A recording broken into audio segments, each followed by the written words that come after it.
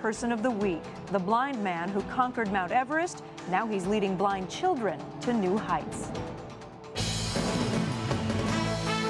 From ABC News, this is World News Tonight. Finally tonight, our Person of the Week. We would be selling this man short if we simply listed his many accomplishments. As extraordinary as they are, it is the effect his determination has on other people that really impressed us. I think a trek like this is such a great adventure where it makes you think big about life and about your future. One, two, three, go!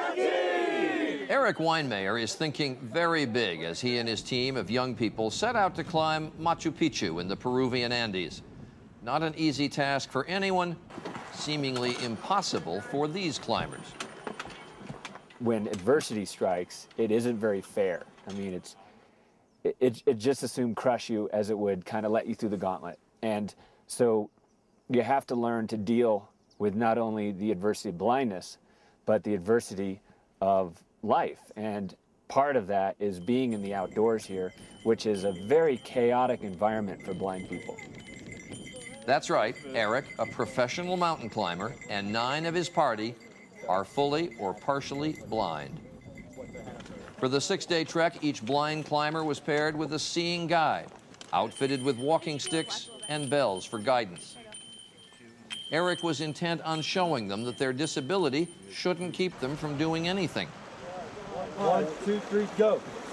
Yeah! Erik has been blind since he was 13. 3 years later, his mother was killed in a car accident, and his father thought a family trip would help him and his brothers deal with their grief. That trip was to Machu Picchu.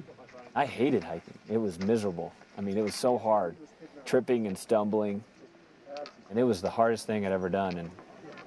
But it put me on a trajectory towards doing great things. I was hoping that might be what it does for these kids. When he returned home, Erik took up rock climbing. Once he mastered rock faces, he turned to mountains. In 2001, the highest of them all. Erik is the only blind climber ever to summit Mount Everest.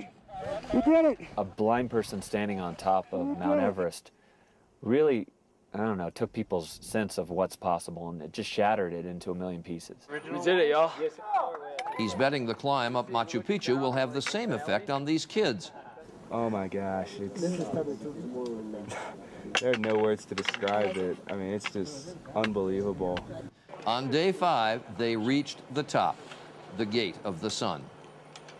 And at the top of that, there's even more ruins. Being a blind climber is sort of like being a Jamaican bobsledder. It's sort of a weird way to do things. I mean, but I love it. I want to keep doing exactly what I'm doing till I can't walk anymore, till basically I'm blind and I'm just pulling myself along with one hand. And so we choose Erik Weinmayer. Over the years, he says he's changed. So have the things that thrill him. He described the feeling of playing Candyland with his 6-year-old daughter the way he talked about scaling Everest.